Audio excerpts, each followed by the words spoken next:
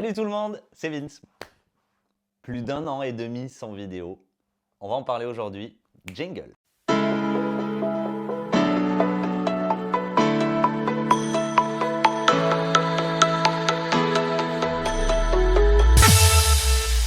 Alors, pas de montage, juste là la petite intro.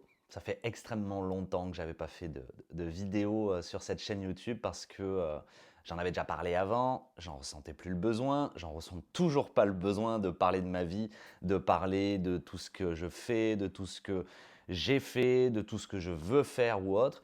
Mais par contre, ce que je peux dire, c'est que là actuellement, je suis dans une phase où j'ai eu une grosse perte de sens ces derniers mois, même cette dernière année.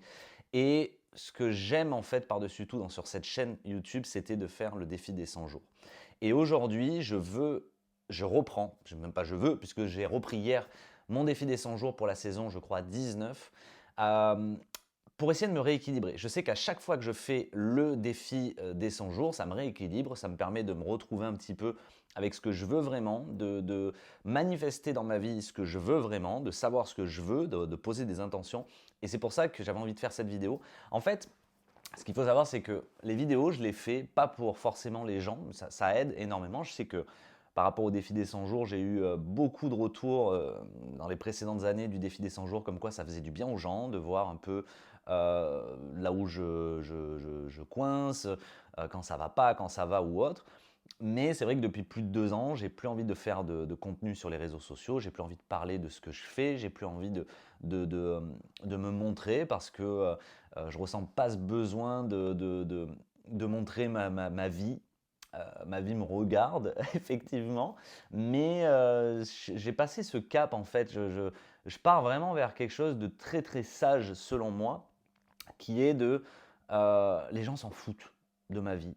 Eux, ce qui va leur concerner, ce qui concerne les gens, ce qui vous concerne si vous regardez cette vidéo, c'est vous. C'est pas moi qui partage, waouh, je suis parti au Québec, j'ai une vie meilleure que vous, alors que c'est pas le cas. Mais par contre, des fois, ça aide les gens. Et c'est vrai que c'est pour ça qu'aussi je veux faire ce genre de contenu parce que je dis pas que je vais garder ce type de contenu. À chaque fois, je dis ouais, je me lance, je suis parti, je pars dans ça. Et en fait, pas du tout. J'arrête au bout d'un moment. Mais ça, en fait, je le fais plus pour moi. Parce que ce que je vois, c'est que je travaille beaucoup avec les intelligences artificielles. Je suis vraiment un féru de nouvelles technologies et tout ça. Je m'en sers énormément dans mon métier, mais je m'en sers aussi beaucoup en personnel. Et ce que j'ai fait récemment, c'est que j'ai pris toutes mes vidéos que j'ai fait depuis plus de 10 ans, sur le défi des 100 jours, sur mes vlogs, etc. J'ai tout récupéré, j'ai tout mis dans une IA.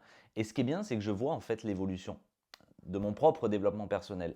Je vois les intentions qui reviennent à chaque fois, je vois les croyances que j'ai, je vois les problématiques que j'ai eues à tel moment, et je vois qu'elles soit elles ont été résolues, soit elles sont encore d'actualité. Et ça me permet de travailler beaucoup plus sur moi que si je le faisais pour les autres. Donc en fait, cette vidéo, elle n'est pas à destination des gens en particulier, elle est à destination de moi-même, à destination de journal, on va pas dire intime parce que c'est sur YouTube, c'est en public, mais à titre de journal de bord pour dire, ben voilà, aujourd'hui, 11 octobre 2025, voilà où j'en suis, voilà ce que je veux, voilà ce que j'ai fait, et dans quelques temps, dans quelques mois, quelques années, je regarderai cette vidéo et je dirai, ça c'est intéressant parce que j'ai amélioré ça ou j'ai régressé dans ça. Donc c'est un peu cet objectif-là de cette première vidéo, c'est de dire, je reprends mon défi des 100 jours parce que à chaque fois que j'ai des phases où je suis un peu perdu, à chaque fois où je suis dans une impasse, où je perds un peu pied sur tout ce que j'apprends, tout ce que j'accumule, tout ce que je fais, le défi des 100 jours me recadre. Le défi des 100 jours, ça fait depuis 2012 que je le fais, plus ou moins bien, on va dire, mais je sais qu'à chaque fois, ça me remet dans le chemin que j'avais prévu ou autre. Donc on va faire un petit état des lieux dans cette vidéo de ce qui a été fait pendant ces dernières années et de ce que je veux. Donc accrochez-vous, c'est parti. Donc ces 2 dernières années, qu'est-ce qui s'est passé? Ouh là là, il y a eu beaucoup de choses. Moi, ce que j'aime par-dessus tout en ce moment, c'est que le fait de ne plus me montrer, le fait de plus me mettre en avant sur les réseaux sociaux, ça me permet aussi de me retrouver avec moi-même et surtout de pas avoir d'a priori sur moi, de pas avoir d'a priori sur, ce que je fais, ce que je fais pas. Ça m'implique aussi de plus me montrer donc dans mon rôle de freelance. On pourrait penser que, j'ai plus de projets, qu'en se montrant pas, on n'a plus rien. Ben non, c'est complètement le contraire de ce qui s'est passé. C'est-à-dire qu'en faisant en sorte de plus me montrer, au contraire, ça a attiré peut-être plus de personnes. J'ai eu, depuis plus de 2 ans, que des activités. Je suis encore en activité actuellement, mais que des activités ultra lucratives, ultra passionnantes pour moi, ultra complexes aussi pour moi.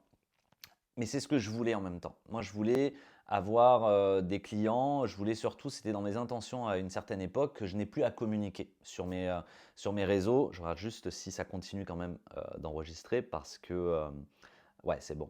Euh, J'avais plus ce besoin de vouloir communiquer, de vouloir me montrer pour montrer que j'existe. En fait, ça venait tout seul. C'est-à-dire que pendant plus de 2 ans, j'ai eu des clients récurrents, j'en ai encore aujourd'hui.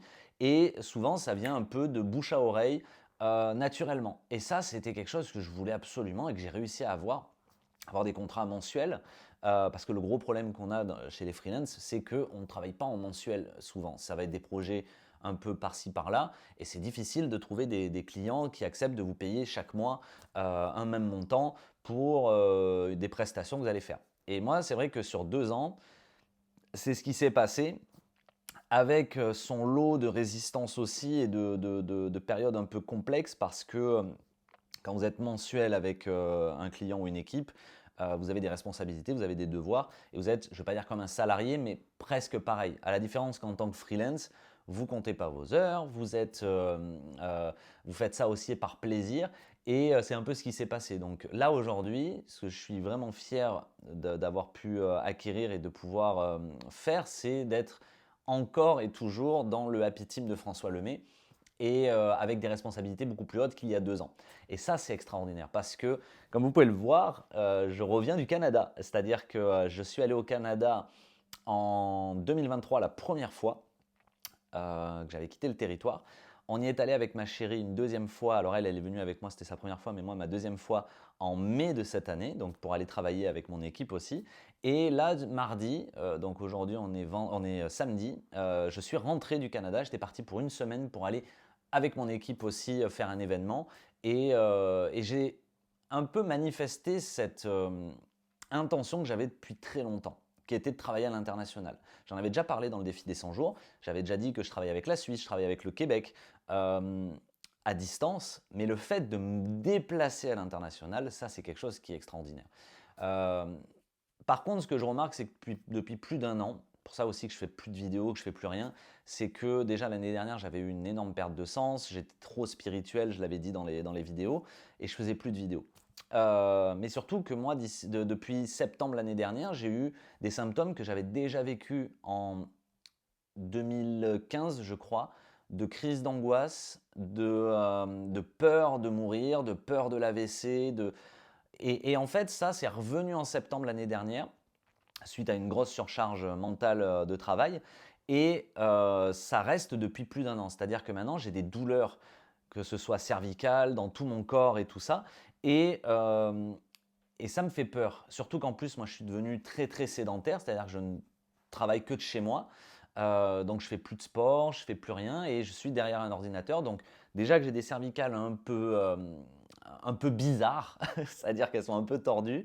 Ça a accentué encore plus de symptômes dans mon corps entier. Et ça m'a généré des angoisses, de l'anxiété et tout ça. Donc depuis quelques temps, j'essaye d'améliorer tout ça, de me soigner, de me guérir, mais aussi de faire des traitements, d'aller voir des médecins. Là, j'ai un IRM à passer et tout. Donc, c'est ce besoin-là de reprendre le défi des 100 jours pour repartir un peu dans une direction que j'aimais avant, retrouver du sens, retrouver de l'émerveillement et surtout réouvrir un peu mon cœur. Parce que ce que j'ai découvert sur le week-end de François, là, quand j'y suis allé la semaine dernière, il avait mentionné l'ouverture du cœur comme quelque chose vraiment d'exceptionnel dans notre vie. Et cette ouverture de cœur, je l'ai redécouvert aussi avec d'autres enseignements cette semaine. Et ce qui est drôle, c'est que cette ouverture de cœur me suit un peu partout. Je suis parti dans une ville proche de chez moi. Et là, je tombe sur une pancarte où il y avait un cœur et je dis: «Mais c'est pas possible. En fait, il faut que je me concentre sur ça». C'est-à-dire qu'il faut que je réouvre mon cœur un peu à tout pour avoir moins de peur, moins d'insécurité, me sentir mieux et cetera. Donc c'est pour ça qu'aujourd'hui, je voulais reprendre ce défi des 100 jours avec de nouvelles intentions. Je ne vais pas les citer aujourd'hui, je les citerai probablement, mais pour faire un peu ce reset de ma vie, voir ce que je n'aime plus, ce que j'aime, ce que je voudrais dans ma vie, parce que c'est vrai que c'est un peu le bazar. C'est-à-dire que j'ai vécu un peu en pilote automatique pendant quelques années maintenant, et je retrouve plus de plaisir. Je voyais qu'avant j'aimais la vidéo, maintenant j'aime beaucoup moins en faire. Je suis beaucoup plus fatigué sur plein de choses, je suis beaucoup plus j'aime beaucoup moins ce que je faisais avant, et en même temps ça me tiraille parce que j'aurais encore voulu le faire, mais je sais que ça me draine énormément d'énergie.